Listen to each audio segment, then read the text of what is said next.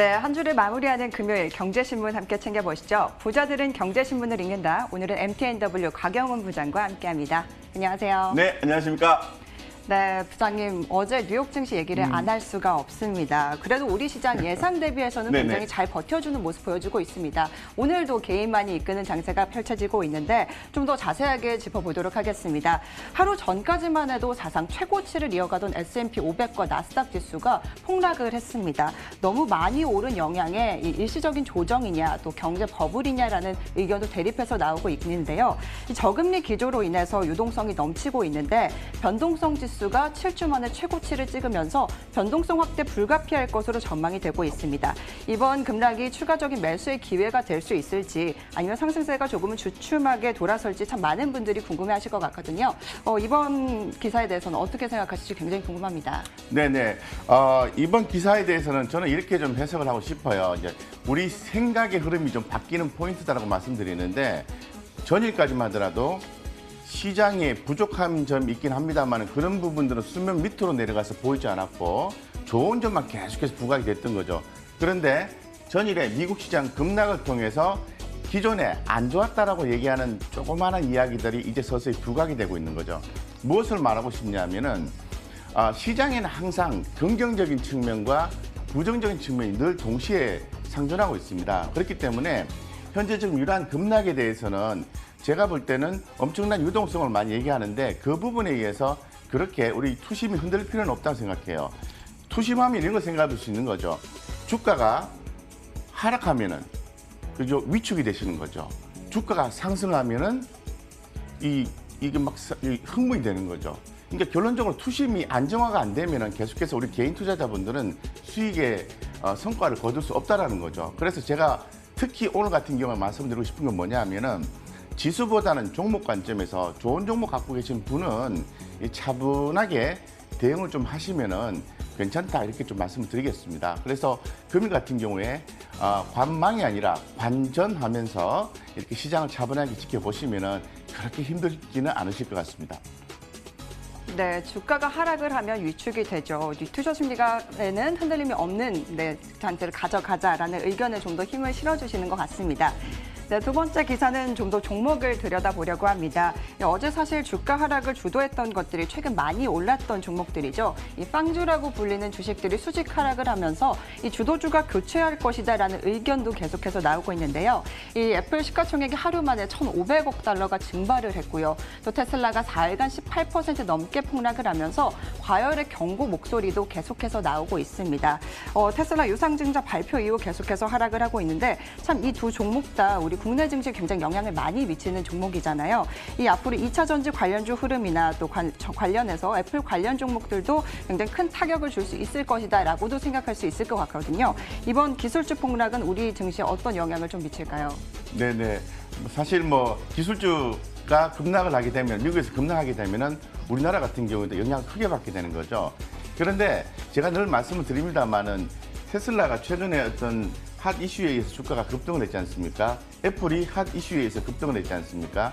이런 부분이 올라왔기 때문에 하락했다. 그래서 큰 흐름이 바뀌었다라고 보기는 대단히 어렵습니다. 그래서 전기차라든가 2차 전지라든가 그리고 또 관련된 어떤 산업은 계속해서 성장할 수밖에 없는 그런 상태로 생각을 하셔야 되고 그런 종목들 주가 빠졌을 때 매수해주는 전략이 필요한 거죠. 예를 들면은 금일 같은 경우에 LG화학 같은 경우에는 목표가 상한 조정이 나왔습니다. 그런데 주가는 이렇게 낮게 출발했어요. 이런 것들 좀 빠졌을 때 대응하시면 좋을 것 같고 이 IT 종목의 하락에 의해서 국내 전반적으로 주식이 좀 떨어졌다고 해서 지금은 다시 하락 전환이라고 얘기하면 대단히 어렵기 때문에 지금은 좀 자세하게 차분하게 지켜보실 필요가 있다고 다시 한 번 더 강조드리겠습니다. 네, 그간의 과열을 시켜줄 수 있는 기간이다. 기간의 조정의 기간이다라는 말씀과 함께 매수의 기회가 될 수 있다는 멘트도 남겨주신 거죠? 네, 그렇습니다. 네, 이런 상황에서 그래도 우리 시장은 조금 그린 뉴딜의 희망을 거는 모습 보여주고 있습니다. 다음 기사 한번 체크해 보도록 할 텐데요.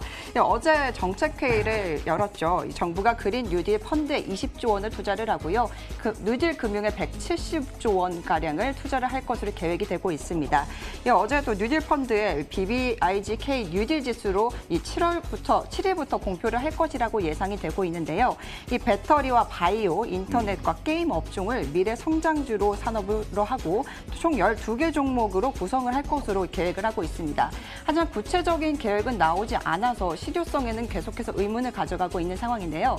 어제 또다시 그린 뉴딜주 관련해서 굉장히 불붙은 모습 보여줬습니다. 네. 오늘도 잘 가고 있는데 네. 이번 기사들을 통해서 어떤 흐름을 가져가 봐야 될까요?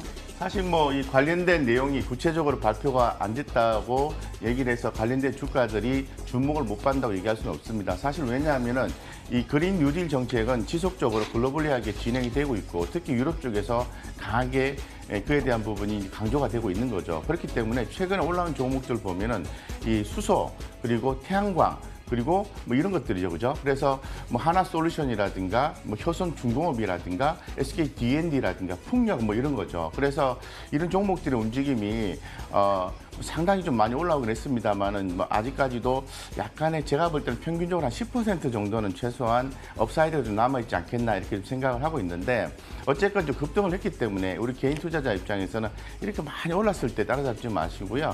조금 상황을 보시고 트레이딩 관점으로 접근하시는 게 지금은 맞지 않느냐 생각이 들고 이 관련된 종목들 같은 경우는 사실 좀 많이 올랐어요. 올랐는데 만약에 추후에 가격 조정이 나왔을 때는 오히려 매수의 기회를 삼는 게 더 바람직하지 않을까 이렇게 좀 생각하고 있고요.